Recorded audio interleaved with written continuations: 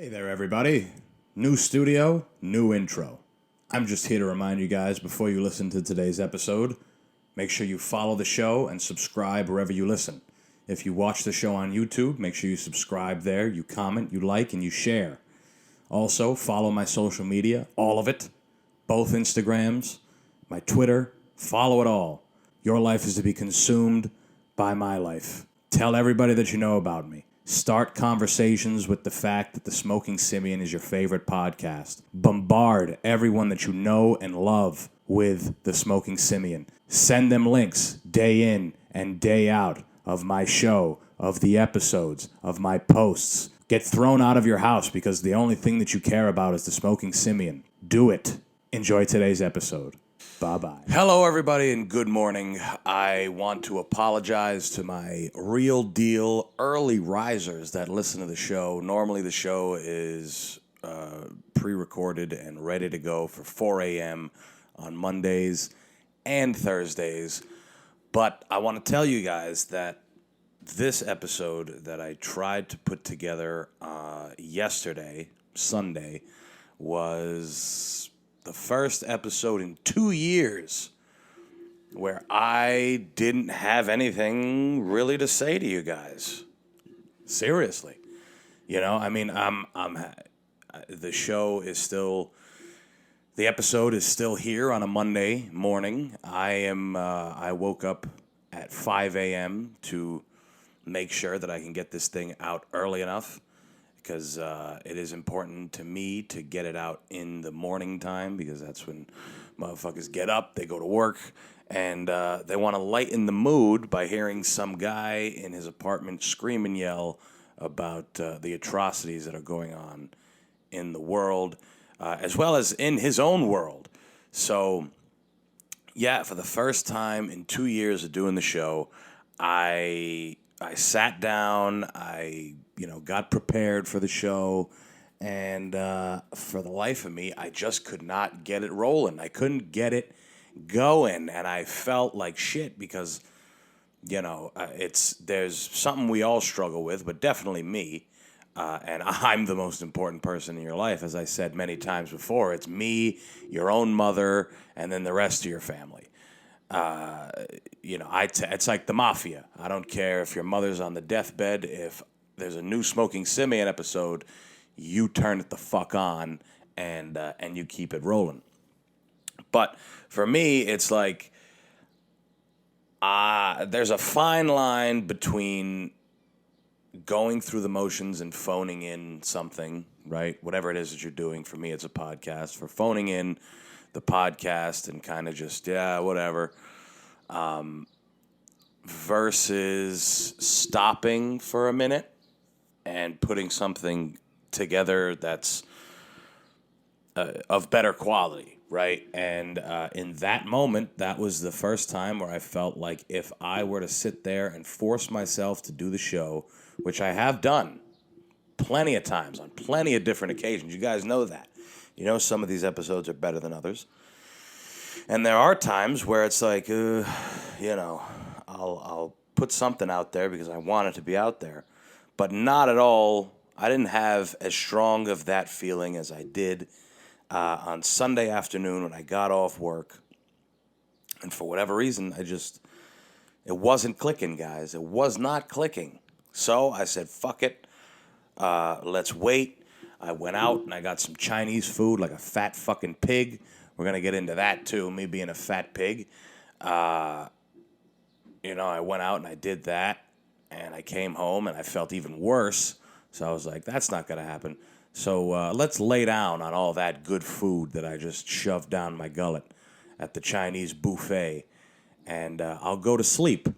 And I'll wake up at 5 a.m. and I'll put something together. And that's exactly what I did. Now, I want to commend all of you people who do get up very early. The people who get up at 5 a.m. normally, like just regularly,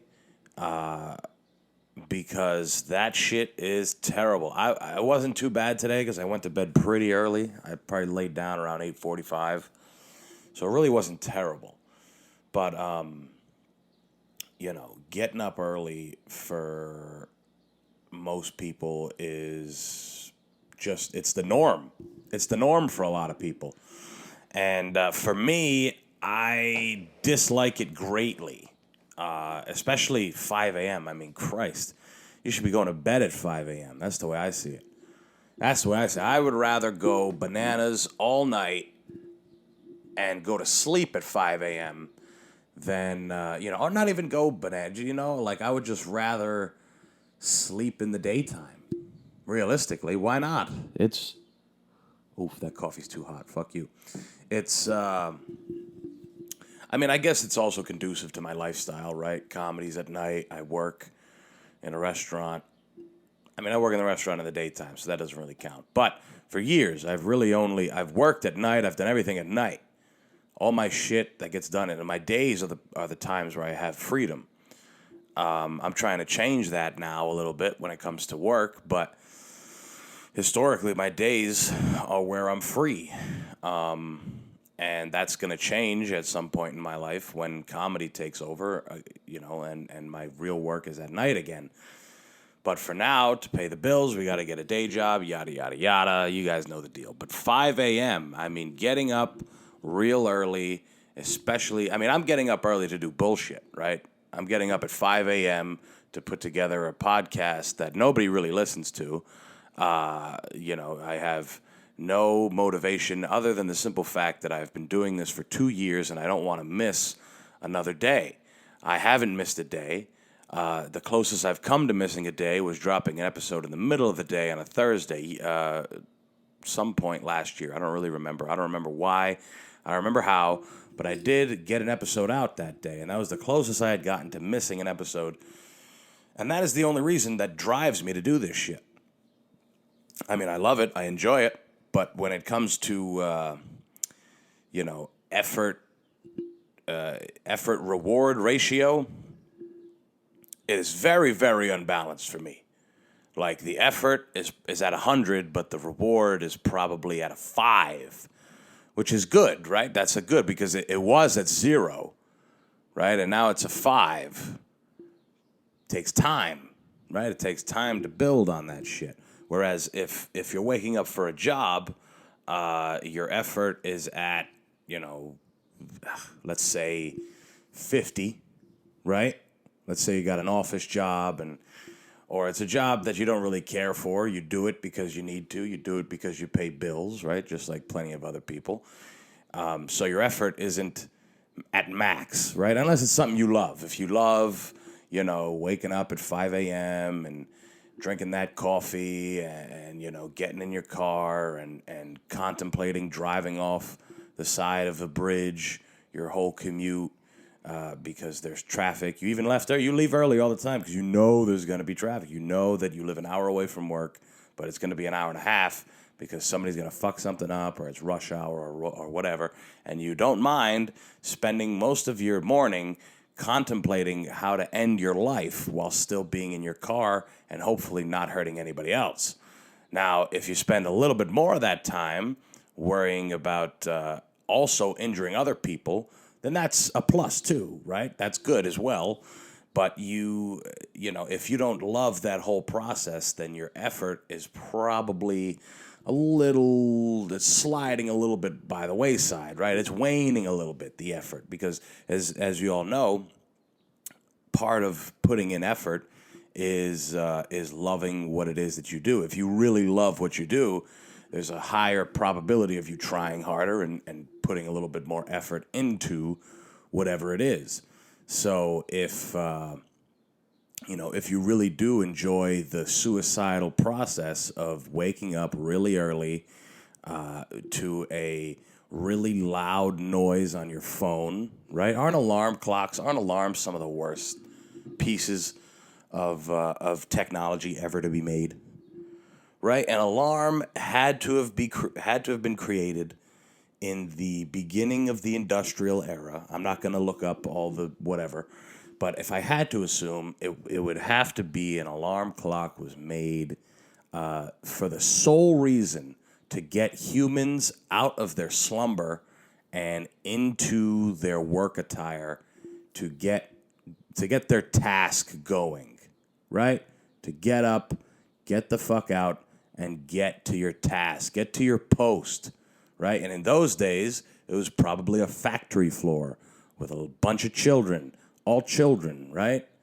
Whole bunch of children working in factories, just like they have in the Nike outlets or in the Adidas outlets, right? Wherever the fuck it is.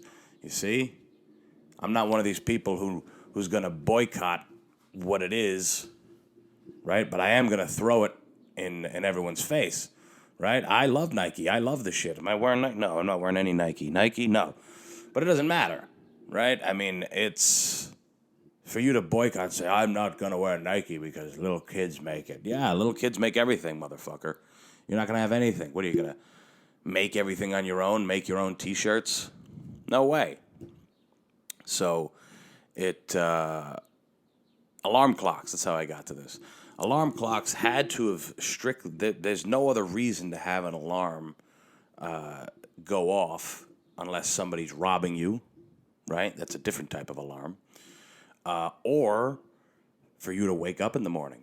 For you to wake up in the morning or wake up whenever. If you work third shift, for you to wake up for your job. For you to get abruptly and immediately woken up out of a good sleep. Out of the only time where we feel A-okay. When we're sleeping, right? If you are blessed with a decent sleep schedule, you're able to sleep well, you sleep well through the night, that is a time that most people look forward to. If you don't look forward to putting your head down and going to sleep, you're probably a sick fuck, right? If you're one of these people who's like, I grind 24/7, I don't want to sleep. I never want to sleep. Fuck that shit. No sleeping, no eating, nothing. Grind. Which, first of all, is unhealthy. Fuck what everyone tells you, right? I work, I've already gone over this, but, I work day in and day out. Every minute of every day. Good for you, buddy. Good. You guys know my view on that. But an alarm clock, again, some of the worst technology to ever be fucking created. Just shake you. Why don't you just pay somebody to come in your house and shake you? Shake the fuck out of you. Slap your head and just shake you around. Throw you on the floor and kick you in the head. I think that's a better alarm clock. Right? You pay a guy, you give him the key to your house, and he just assaults you out of your sleep. Not too bad, right? No black eyes, nothing like that. Just slap you across the face, throws you on the ground, kicks you in the stomach a little bit, and then he helps you up, you give him a cup of coffee, you meet down in the basement, and that's it. I think that was probably the original alarm clock, right?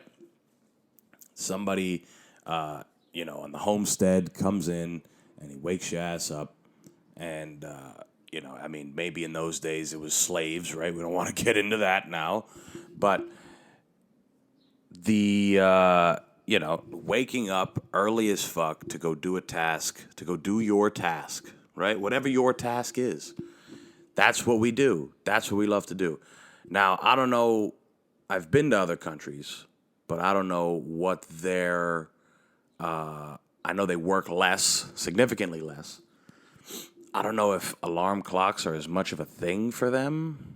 I don't know what is in particular. I don't know what they do to get up early. I don't even know if they have a concept of getting up early to go do anything in these other countries. I feel like I'm, again, speaking mostly about Europe, which is where I've been. People are very laid back. They hang out.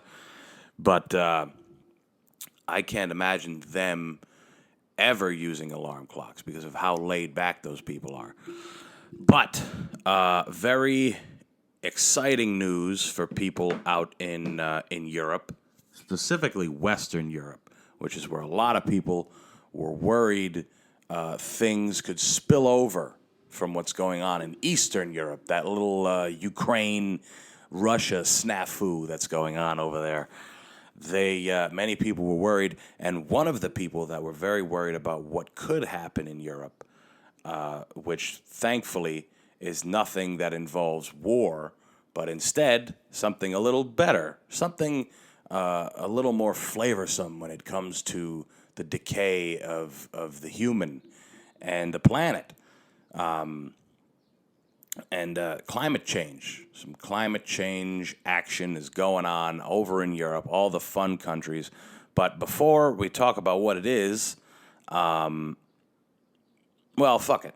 Heat waves and wildfires are fucking things up, right? It is record temperatures. But before we get into what everything is in Europe, in these countries, what made me laugh when I heard this was a little while ago, right when the Ukraine-Russia war started going on, Joy Behar, who we all know as as pretty much a modern genius and a masterful orator of human society and what is going on, also known as the host of The View, which I know all you guys are big fans of.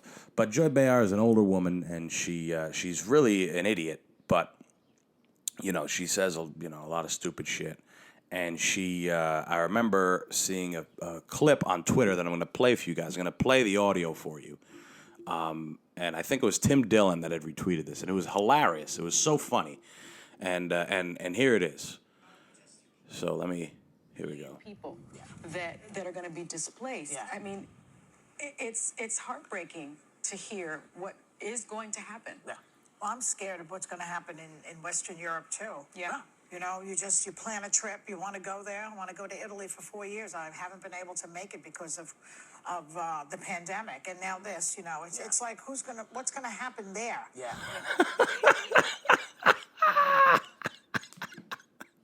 Joy Behar. She said, I've been trying to go to Italy for 4 years, and now I can't.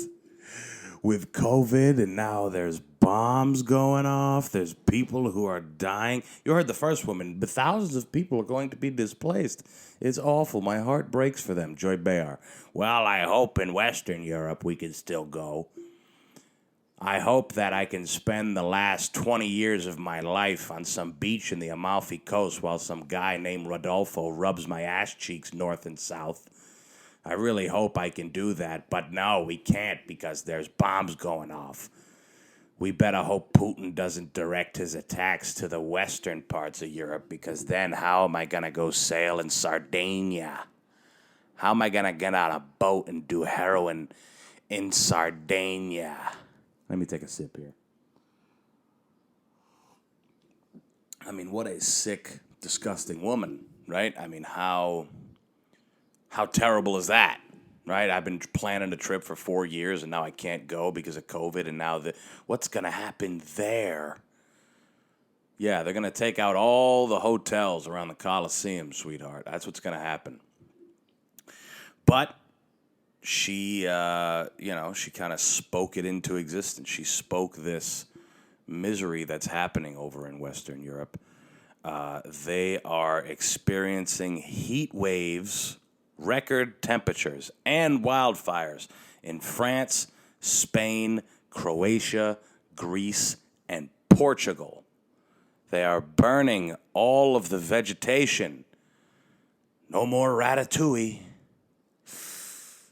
Looks like you're going to go to France and you can't get your favorite ratatouille. No more primavera in Italy, right? Things are getting nervous in Italy. There's, in the Po Valley, there's a state of emergency because the country's largest river is no more than a trickle in some spots. Isn't that nice? Isn't that good? Just a trickle. Largest river used to sustain communities all along it. Now there is fucking nothing. It's like someone finishing off their morning piss. Tink, tink, tink, tink, tink, tink, tink, tink. Right? Pretty good, if you ask me. What else? The degrees. It's been 106 degrees in France, 116 degrees in Portugal. Old people are dying in Portugal. Do you guys believe that? The elderly. There's been, I think it said, over 600 people dead, and most of them are the elderly dying from heat stroke. Now, I want to tell you guys something. Being a Portuguese person, right, half Portuguese, I have met plenty of Portuguese people. Good luck trying to kill a Portuguese person from natural causes. I mean, good luck. I had an uncle who just died recently. He was in his 80s. And he had cancer. But, I mean, just to get to your 80s as an American is tough, right? And, I mean, it makes sense, right? We're so stressed. We eat terrible food all the time. But we, Portuguese people, you see them, they don't give a fuck about their health for the most part, right? And I don't mean they don't give a fuck about their health. They just don't. There's no, culture. There's no physical or health culture out there, from what I see. Most people are a little more lax because, again, America's the country of sport. Soccer, biggest sport in the world, I get it. But America is the country of sport. People grow up playing sports a little more so than they do in some of these other European countries. And there's more sports to pick from. Over there, it's like handball and soccer. If anybody's going to make any money doing anything sport-related, it's going to be something like that. But my point is that Portuguese people, you see them, they're real big. Some of them, they get overweight. They're short. Their frames aren't very sustainable. But for whatever reason, they live a really long time. Old Portuguese people are some of the hardest people to kill. Is it Steven Seagal? Hard to Kill? Is that the movie, I think? It should have been played by an old Portuguese guy named Manuel. That's what should have happened because they are actually hard to kill. But I mean, if we're being honest, guys, Joy Behar isn't wrong here. She's not wrong here. A lot of people who may even be listening to this show, a lot of people were planning on going to Western Europe, the nicer parts, right? That's the nicer part of Europe, right? Nobody cares about the Eastern Bloc. No one wants to go there. Even before this shit going on, nobody wanted to take a trip to Ukraine or Poland or any of these places, right? Nobody was really interested in that. Now people want to go so they could pretend to be mercenaries or they could pretend to be, helping people or whatever. We like to go as Americans. We like to, drop off billions and billions of military equipment, but say we're not involved, right? We're not going to get involved. We're not going to go boots on the ground, but we'll help you guys die. And we'll help you kill, but you're going to die more so. No matter how much shit we give you, billions and billions and billions of dollars worth of material. I mean, and all we're doing is holding some things off until a deal is met, which it looks like something might happen. I read that Russia and Ukraine might strike a deal because, as we all know, Ukraine is the grain capital of the world. Most of our grains and stuff, the products to make cereals and oatmeal and fucking bread and all this stuff, a lot of it comes from Ukraine. And it's getting tougher and tougher to do that. Bakeries are scrambling, if I had to assume. I used to work at a bakery that closed the fuck down. Probably not because of Russia and Ukraine stuff, but nonetheless, supposedly a deal is coming, or there's talks of a deal, and hopefully soon, because I want to go to the French Riviera. I want to go to Ibiza, guys. I want to take ecstasy in Ibiza, like Mike Posner, right? That's what I want to do. I want to hang out with, I want to hang out with the EDM guys and do drugs in exotic places in Europe, and now I can't because of old people dying. Old people and children are dying because it's too hot over there. Do you guys believe that shit? I mean, what a shame. What a goddamn shame. But listen, there is supposedly supposed to be a deal. I mean, how can you make a deal? This is what doesn't make sense to me. How, after months of just assaulting a country and killing the fuck out of people in a blind fury, and the country retaliating and fighting back and killing some of the other people, some of the Russians, how after that can you guys look at each other and say, you know what? We can make a deal. Let's figure this out. Like a couple kids on the playground who just got in a little bit of a scuffle, right? And then they realize it's not worth it. And they're like, you know what, buddy, come here. They put his arm around each other. They They're all right over a carton of chocolate milk at lunch or snack time, you know? Is that what's gonna happen? Is that what we're gonna come to? They're just gonna say, you know what? Fuck those people. And fuck anyone else. We gotta figure this out. You know, I mean, I feel like that's the only viable solution, but it's comical to me that after months of just murder and slaughter and killing and dying and shooting and bombing and threatening and hurting and pain and sorrow, depression, decay and sadness and death and dying and just horrible things, just months of that. We're just going to say, hey, you know what? Let's shake hands, brother. Let's be brothers. Zelensky and Putin, they hug, they hang out, they go on a roller coaster together, they get off, they fucking skip, and it's all hunky dory again. Like that doesn't matter. What about all the shit that's destroyed? What about all the displacement of jobs and people and all these things? What about that? Right?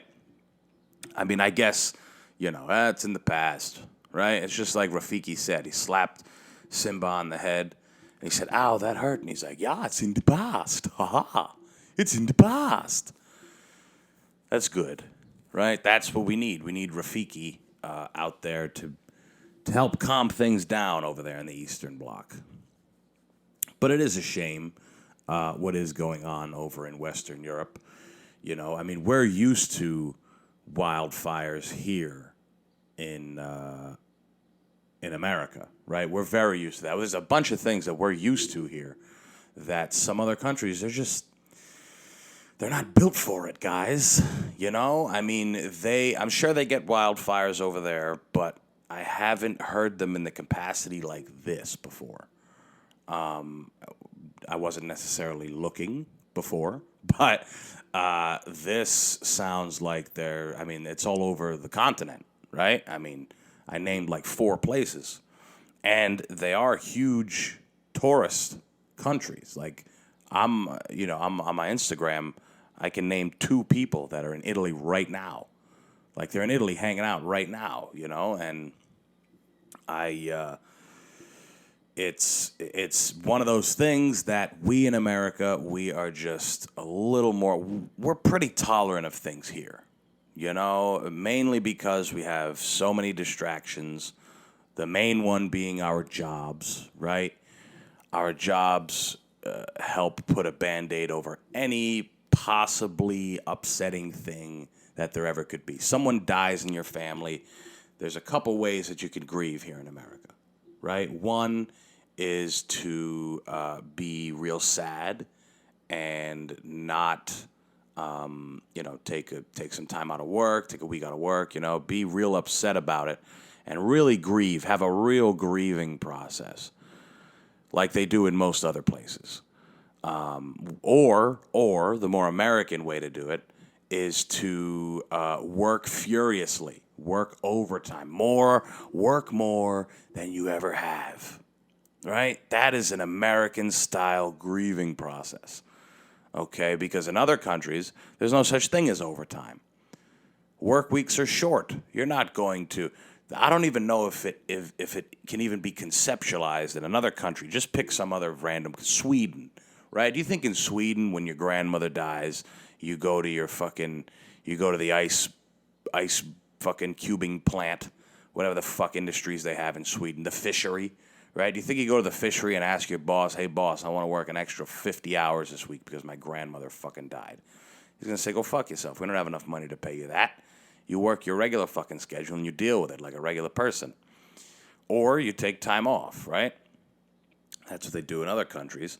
And, we do that here too. But the American way to deal with a lost family member is to absolutely just shut it out, put it to the back of your fucking head, and work, and work some motherfucking more. You know what I'm saying? You gotta just push it the fuck out of your mind until one day at the end of your 80-hour work week, you look in the mirror and you just break down.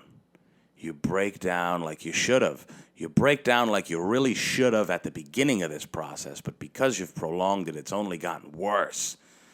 Because you've just stacked hours and hours and hours of stress onto it, hours of working more and waking up early and going to sleep later, right? And then now you're in a place where you can barely stand to exist because of how awful you feel. Isn't that nice?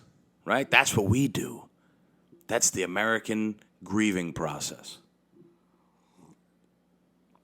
We get a second job.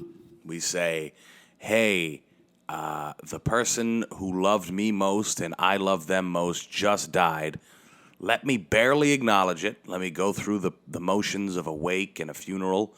I'll go through the motions, and then as soon as that ends, once I am done being a cold, miserable son of a bitch in front to myself, but smiling to everybody else, I am going to shut all that out, and the garbage man is coming.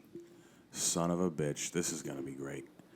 This is going to be good. I need to put a, what are they called, IEDs? One of those, I need to put a mine in the street just so I can watch it I just want to watch it explode. I want to watch a garbage truck go up in flames right now. That would be awesome at 6 in the morning. 6 in the morning, right outside, a garbage truck going up in flames. Boom! The three garbage men inside weren't able to get out in time. They didn't know it was happening. It would be like a Humvee just driving out. Oh, here it comes! Boom! Oh, I would love that. That's a big one too. And they wouldn't know. It'd be like a Humvee in the military, and the guys are just driving. You know, they're like, yeah, well, did you see that little Saudi chick that I fucked 18 times last night? Boom! And then they're done. I would love that. And then there's a bunch of cars all around here, so they would catch fire too. And there's gasoline in those cars, gasoline and oil, very flammable, very explosive. And they would just boom, boom, boom, boom, boom. Wow, that would be nice. That would be nice in this beautiful town.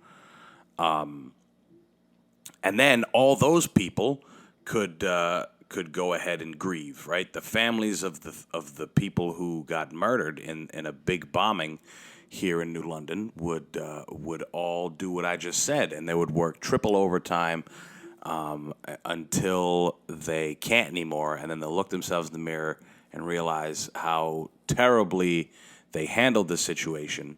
And things will just spiral. They'll get to drinking. They'll get to popping pills, and the population of New London will slowly diminish, and that'll be good for me. And probably everyone involved. I mean, realistically, probably everyone involved. If you live in New London, there's a good chance you barely enjoy living, and you're here just to live, just to exist. Right? Just to exist. I shouldn't say live. But, this coffee is fucking disgusting. But that's what we do. That's what we do when somebody dies. We just work to death. We work ourselves to death, and then one day we look in the mirror and we say, damn, I didn't take 2 seconds. I didn't take 2 seconds to really grieve over the person that passed. And but that's a luxury we have here, guys. That's one of those things. It's one of those things that we're just used to. We're used to wildfires. We're used to loss of life. Indianapolis, there was another shooting in Indianapolis. It's like it's like thin air, right? It doesn't even register with us anymore that there's just people getting murdered in public all the time. Just all the time. People all the time. Just going out, doing whatever they do. They go to the mall, they go to a concert, they go to the casino, they go to a nudie movie, right? How come no one's shooting up the porno movie theaters? No one's shooting those up. There's always terrible fucking people in there. At least shoot those fucking things up, right? You're gonna shoot up a mall. Mall's a terrible place. You know, I mean, I'm subject to going to the mall every once in a while because it has everything, right? You can get whatever you want. Oh, that's the convenience of it. But it's, I mean, I get it, right? There's a lot of people in a mall. You can fuck people up in a mall, right? You can kill a good amount of people. If your objective that morning, if your task, when your alarm clock goes off, is to go and kill as many people as you can, then a mall, I understand, right? It makes sense. A mall would absolutely provide plenty of bodies for you to put in that meat grinder that you and your buddies have prepared for them.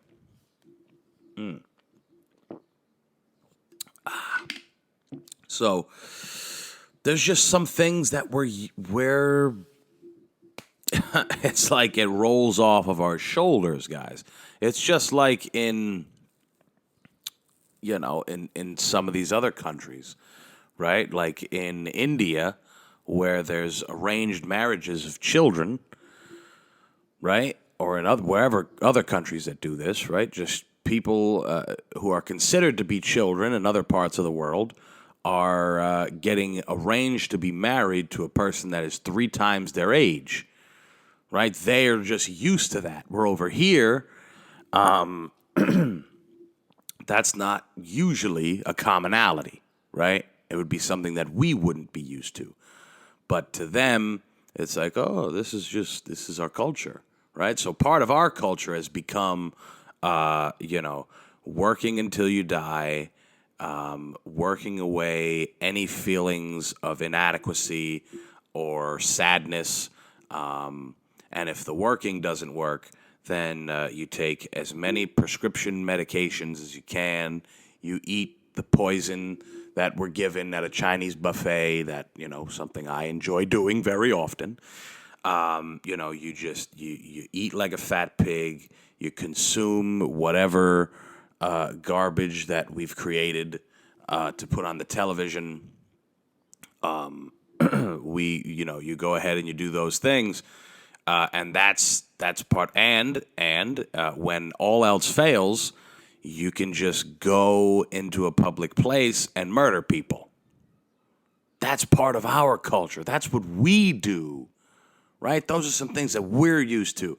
Wildfires are fine, right? Wildfires are okay. Realistically, though, they probably are okay, right? I mean, it's part of what the planet does, right? And I'm sure that we as humans didn't have not one influence on that, and I don't know enough about climate change. I'm sure that there is an argument that us humans haven't sped up climate change. I have no idea. I have no fucking clue. But I will play devil's advocate and try to convince you guys that I'm on one side or the other. But as a host of a major media outlet, I have to remain unbiased. So we'll see. I'm willing to listen to anybody and everybody. But that's what it is. And speaking of being a fat pig, I have been struggling when it comes to food. I kind of go off the rails every once in a while. I am trying very hard. Not really every once in a while. Once we hit Thursday, in my mind, it's like, all right, we can fuck off. Let's fuck off. When in reality, this is a time for me to be as disciplined as I've ever been. Because, like I said, I have until next April to get out of this hellscape known as New London, Connecticut, for which I have nothing bad to ever say, but it is, it is a dump. It's a dump, and the state of Connecticut is a fucking dump, and I'm hoping that I can find my way out of here. And I need to remain focused with comedy. I need to remain focused and disciplined with my health as well, because as of recent, my body has been showing signs of aging, And I'm not old, right? I'm only 25. But when I think about the shape I was in at one point, it feels like I'm so far away from that, you know? And I feel like that's the thing with a lot of people, right? When we're young and you first start getting involved in going to the gym and trying to stay healthy, we have very little responsibilities at that point, right? When I first started going to the gym, I was in high school. It was when I could first start driving, right? I was, 16 and a half. Whenever you get your license, I was driving my dad's car, using my dad's gym membership and going to Workout World and doing that. And my main priority in life from, 16 until I graduated college, pretty much my main priority was staying in shape and going to the fucking gym. So when did I graduate college? 2019. What was I, 22? Right? So until then, I was fucking, literally my life revolved around staying in shape. And now, and stresses were low, right? I didn't have to worry about paying bills. I didn't have to worry about any of that shit. I was still living at home, and I had a good night's sleep all the time. So it was a lot easier to maintain your shape, and it was a lot easier to maintain a consistent lifestyle of being healthy. And now that, 3 years later, there was a pandemic involved and there was all these things, now I have just sort of succumbed. I have become one of these people who doesn't care about their health as much as I've become one of the people that I used to make fun of, right? I used to make fun of everybody. I always make fun of people. I still do it. And I make fun of people that are in worse situations than I am. But there was this demographic of people that while I was younger and all I cared about was going to the gym and staying in shape and these sorts of things, where I would just be like, man, you can't get up and go for a walk. You can't stop eating cheesecake, and then now I look myself in the mirror and I'm like, damn, I got to go to the Chinese buffet right now. I got to get out of my house and go to the Chinese buffet at this exact moment. And relatively, I like to think I'm not in the worst shape I've ever been in my life. I was bigger than this. I was, in worse cardiovascular shape. I was weaker. I was the whole thing. And I like to think that I'm at least making an effort. But I heard a quote somewhere that anybody can get by. Anybody can get by. But to get ahead, now we're talking about something different. And when it comes to health, getting ahead in your health is really, trying to accomplish some kind of goal, some kind of level of fitness that you're trying to get to. Whether it's, I want to be able to run 5 miles comfortably. I want to be able to lift this. I want to lose this much weight. I want to get quicker. I want to get stronger. All these things. That's why health and fitness is such a great thing for people, because it gives them an idea of what they're capable of. It allows them to build on something where, think about the things that people do for most of their days, right? Most people work 8 hours a day. Most people. They work 8 hours a day. Some people work more, some people work less, but on average, 8 hours a day is the standard. Now imagine you dislike your job, right? Or imagine your job is monotonous, or it takes so much time for you to get to the next level of your job. You're in this kind of limbo stage where, okay, you're an intermediate, which is typically the longest period of anybody's experience in anything. They're an intermediate. So you can't really find progress in your work, right? There's not necessarily a thing that's happening every day that you can put a notch in your belt, unless you're in a trade, right? If you're in a trade, you're getting better at your craft, and eventually you'll be a master at it.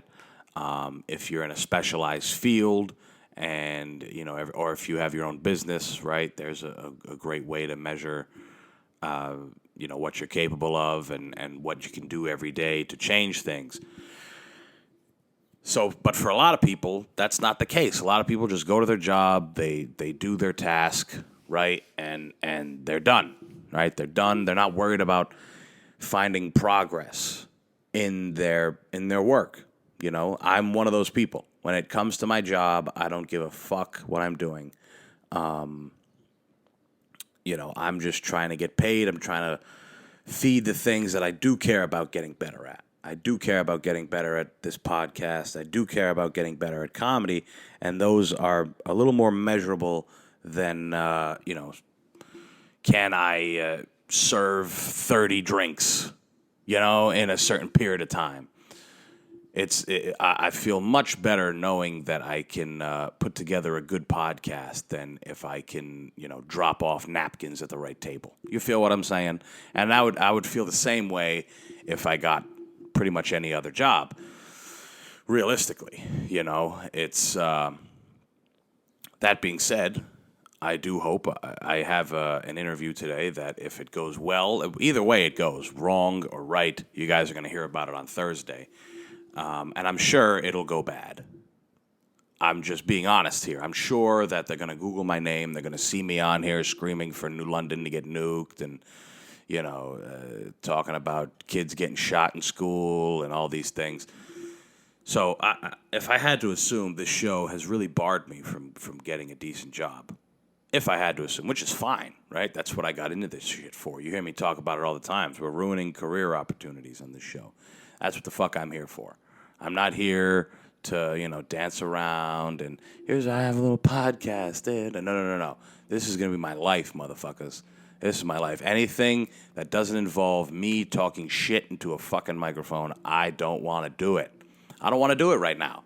I don't. I'll do it if you're paying me, right? If you're paying me right, I will do it. I got no problem because I have to, right? I am in a position where I do need to work. I do need to make some money, and that's not a problem, right? I don't mind, but I do need to be getting paid, right? I'm not doing shit for, I'm not doing shit for fun here. I'm, as far as work goes, comedy in this, lots of fun, and I want to get better at it, but it's not conducive to me being able to live. How about that? I can't pay my bills with this bullshit. So, I don't know how I got on this fucking tangent. Oh, me being a fat pig. It sucks because the gym I go to is at Mohegan Sun, and they don't have any of the amenities that I'm used to. I used to like having a pool. The sauna was nice. The hot tub, it was great. It all worked together. I was able to use all those things, and a couple of those things could mitigate me feeling like shit about the other things, right? So it's like, I don't feel like lifting today, but I get to swim afterwards. So we get to look after that. I'm looking forward to the swim. Or I don't feel like swimming today, but I can go in the sauna or I can go in the hot tub. Like one balances out the other. Where now it's like I only lift and I only do cardio, which is fine, right? I'm not complaining. That's what I have to fucking do. But, basically what I'm saying is that I want a pretentious gym, guys. I want a gym that, the girls go there with earrings and makeup and lipstick, right? And they don't want to sweat. And I want racquetball classes, right? Spin classes. I want all those things just to say that I could, a big basketball court that I'll never use. I want all that stuff. I just want a gym that looks like it should cost more money than I'm paying for. That's what I want. That's really what I want, But, hey, it's life. I'm drinking water. Water's good for you. Water's nice. Another story that I found was Craig Robinson, the comedian, who actually did a spot at Stand Up New York when I was there. He did a show at the North Carolina Comedy Zone, and there was an active shooter in the club. Active shooter in the North Carolina Comedy Zone. Book me. Hey, North Carolina Comedy Zone. Book me. I'm not worried at all. That's what I want. People that listen to this show consistently know that sounds like the perfect accoutrement to my show. That sounds like a perfect side act for my show. I will hire that man to come out and shoot his gun just in the air. I mean, if he wants to kill somebody, go ahead. But I'm hiring you, so don't bite the hand that feeds you, buddy. You're not going to shoot me, but if you want to shoot someone in the crowd, that's okay. But the funniest part about this whole thing was that the club moved the show to the theater next door. And in that theater, I guess in one of the halls or whatever, there might have been different stages or different rooms. Or maybe they were just waiting for this other act to finish. And the other act was Big Time Rush. I didn't even know that they still existed. Big Time Rush? I mean, that was a Nickelodeon show. What do they do now? Have they, gone through their Beatles phase, their counterculture Beatles phase? Right? Are they not, the young boys, are they doing heroin yet? That's what I'm saying. Is Big Time Rush, are they getting into heated arguments about things as a group that end up in fistfights and people leaving the band? Is there someone in the band that they're worried about their addiction? Because if not, then, I mean, what kind of band is this? Right? They were young kids who were a band, but also on a TV show. They were a TV show, and then they kind of got fame from being on a TV show band, and then now they're on tour. They were on tour, and now they are how old? I mean, they probably weren't even 20 years old on the show, and now they're what? Maybe 30? And they're don't tell me that they're still singing, the I can't think of any of the Big Time Rush songs, but have they gone through a creative process, or are they just still Muppets on stage? I'm going to go with Muppets, right? Because even, what was it, One Direction? When One Direction broke up, those guys went out and they still pop stars, but they're a little more artistic, right? Like Zayn's an artistic guy, and Harry Styles is huge. He's still a pop star, but he's huge and he does his thing. But for a Nickelodeon band to stay, that's like if the Naked Brothers band was just around. Where's the Naked Brothers band? Oh, they're playing next door, and they're still singing the same shit. And I mean, hey, make whatever money you can, but this to me sounds like a publicity stunt from Big Time Rush. This sounds like Big Time Rush is struggling, and they're trying to get in on Craig Robinson's action. Craig Robinson, for those of you that don't know, he's in Hot Tub Time Machine. He was in The Office. He was in Pineapple Express. He's pretty well known. I mean, he's on a Pizza Hut commercial now, which is huge, right? Pizza Hut commercial, that's monstrous. That's a big deal for our culture. Again, our culture, very, very much into chain restaurants. But I do feel like it was probably a publicity stunt by Big Time Rush. They sent a patsy in there to disrupt the world-famous Craig Robinson during his show at the Comedy Zone in North Carolina. That's what I think happened. Call me a conspiracy theorist, but Big Time Rush may have some sinister shit going on there. Some real sinister stuff going on behind the scenes of the young heartthrobs of Big Time Rush that are still somehow making money. They're still probably not as much money as before, because I don't even know, are they getting residuals? Is Big Time Rush on anything? They definitely, I don't watch network television, but I can't imagine them showing Big Time Rush reruns on Nickelodeon. You know, who the fuck is still a fan of them? All those kids are grown.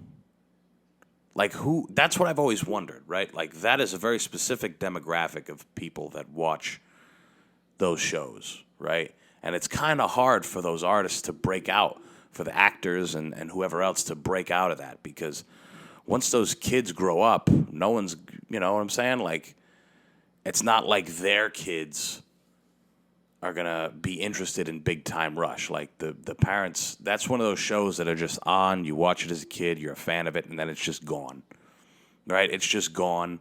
You're not going to tell your kids. It's not like they're not a band, they're not a show that you're going to tell your kids about, and your kids are going to become fans of them, right? It's not a generational thing. It's like one generation, and then that's probably why all these child actors end up being fucking kooks. Not only because they were given the world at such a young age, but because they're probably struggling to break into a new market, right? They're struggling to break into their own identity because they lived a certain way for so long and they're scared of what'll happen next. Because, I mean, we can face it. A lot of these actors, most actors are pretty creative people. They're fairly artsy people, if I had to assume.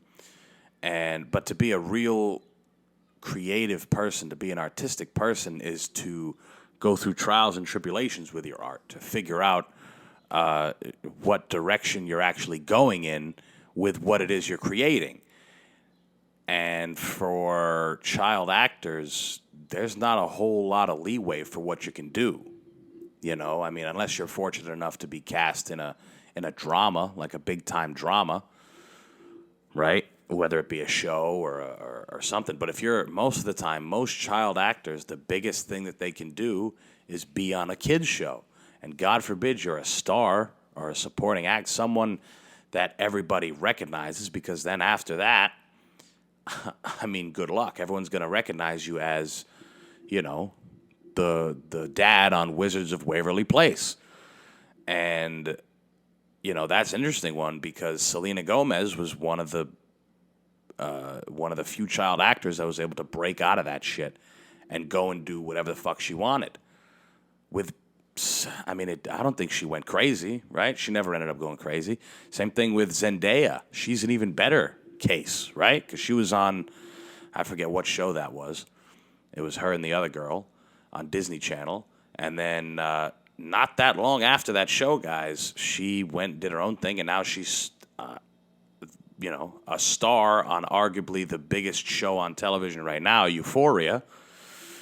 And she's still playing a kid in high school or whatever age. I don't know what ages they are. I think it's high school. But it's a completely different shift. Like, she's just, and her as herself is just, she's culturally different. Same thing with, Josh Bell. Or, I'm sorry, Drake Bell, Josh Peck. There we go.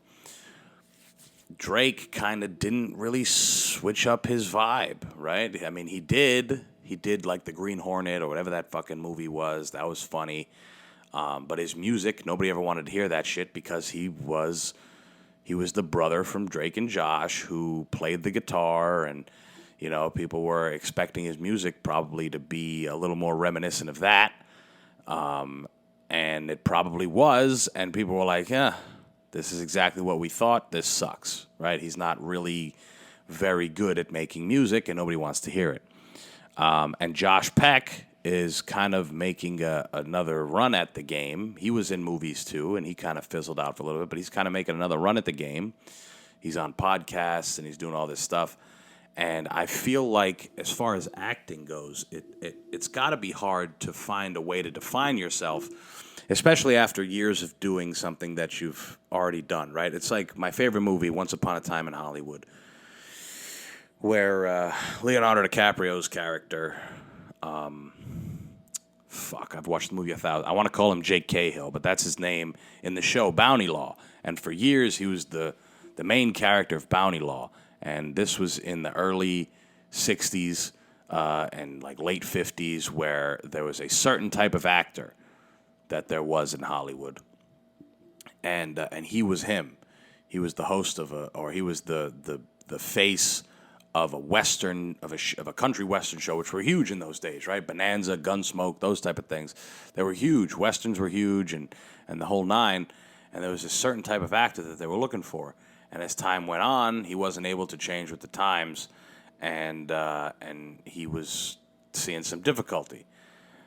So I can imagine that happening with a lot of these child stars, and especially as a child. I mean, fuck.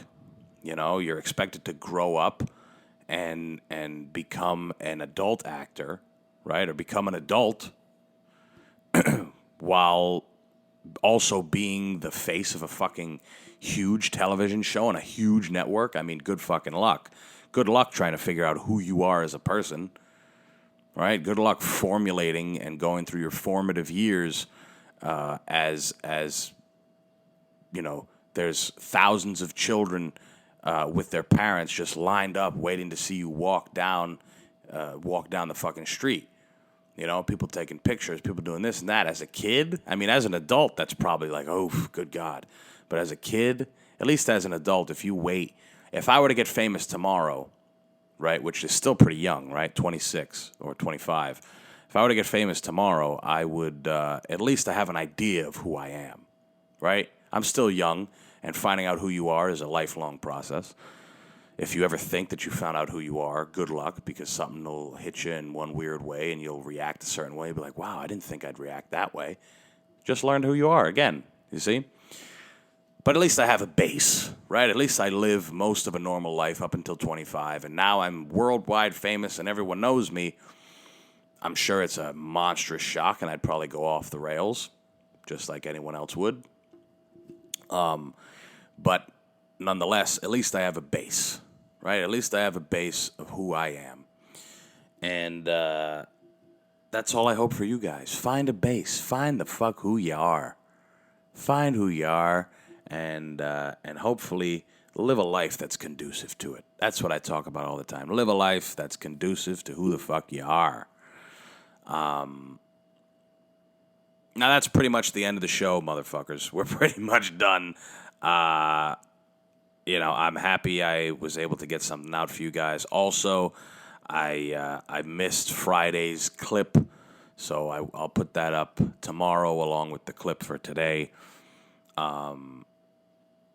So we need a clip for 214 and a clip for 215. Those will both be out tomorrow. I also want to say that I need to address the fact that I have not done those comedy breakdowns that I said I would on Saturdays.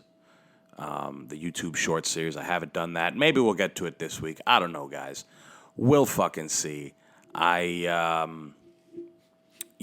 been forgetting on Wednesdays to do my little Instagram about the store, so I'm slowly easing my way into this shit. I started a TikTok. Ugh, God, terrible, man, terrible. I started one though because hey, I see people with a bunch of success. I gotta at least give it a try. I gotta throw it in there. I gotta put my comedy up there. Maybe I'll do skits, whatever. We'll see. I was doing the skits for a little bit. I haven't really thought up any new ones, but I'm gonna figure all that out. I should probably put the TikTok in the description, the podcast notes. But either way, guys, as far as dates go, I didn't get to do Stand Up New York on the 15th. Shit happens, didn't get to do it last Friday. But my next spot will be Broadway Comedy Club, August 6th. It's a Saturday at 6 o'clock. Bring your friends, bring your family, bring everyone you motherfucking know to see me do some laughing. See me prolong some laughing. I don't know what the word I'm looking for is. But, and then obviously Portland, Maine Comedy Festival, end of August, 25th to the 28th, doing 2 shows, 25th and 27th. Hopefully we can add a couple more. That'll be cool. That's it, motherfuckers. That's all I got to say. So have a great rest of your Monday. I know we're a little late, but who gives a fuck, guys? We're here. Nothing but balls and hot, cocksucker. Word to Joey Diaz. Peace, motherfuckers.